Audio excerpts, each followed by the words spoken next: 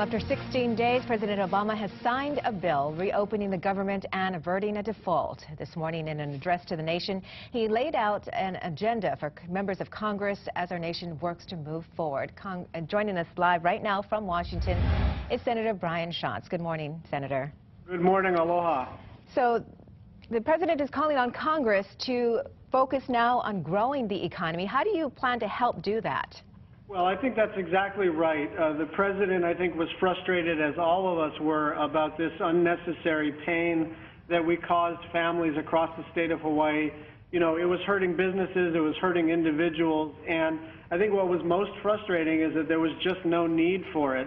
So now we're prepared to move on and focus on developing opportunities for the middle class.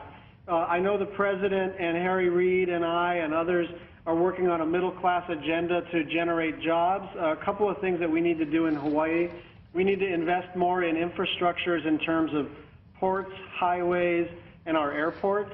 Those are really critical aspects of our infrastructure because we're so physically far away from the rest of the world that our transportation infrastructure is really what connects us to everyone else. One thing that, as you know, I'm very passionate about is the opportunities in clean energy. We've been able to make really good progress in developing clean energy jobs, but we need that continued federal investment from the Department of Defense and the Department of Energy, and that's something I'm going to be focusing on through the fall. And then one other issue which I'm working on with Chris Murphy. He's actually the youngest senator in the Senate. He's from Connecticut, and he and I are going to be co-introducing legislation to make college more affordable.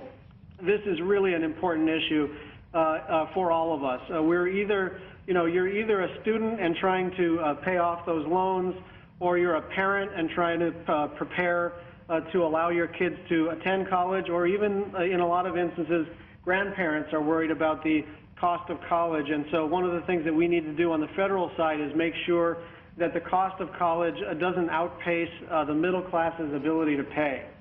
Well, as we saw from this budget battle, the Democrats and Republicans are far apart on a lot of issues, and the president has said business, how it's done in Washington, has to change. How are you going to help make that change and get these issues into law?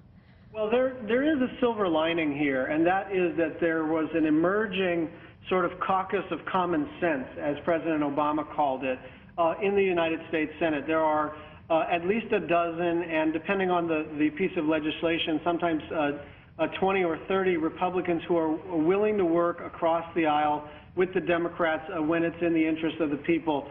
We saw that happen with the immigration bill, with the farm bill, with the Violence Against Women Act, and even with this legislation to reopen the government. There is now an emerging group of people who are willing to be open to new ideas and work across the aisle in the Senate. And so I'm part of that caucus of common sense. People are just who, may disagree on the issues, but are willing to work with each other and try to put the American people first. The other part of this is that the House sort of radicals, the people who drove us to the brink here, I think have been put in their proper place in the fringe. That's not to say that all Republicans are members of that fringe, but just that the 30 or 40 people who were willing to take our country to default are now politically isolated. And unfortunately for them, that was sort of a necessary step if we're going to be reasonable and work together on a bipartisan basis. All right. Well, we're all hoping to see some sort of movement forward starting from here. Thank you very much, Senator, for talking with us this morning. Thank you. Aloha.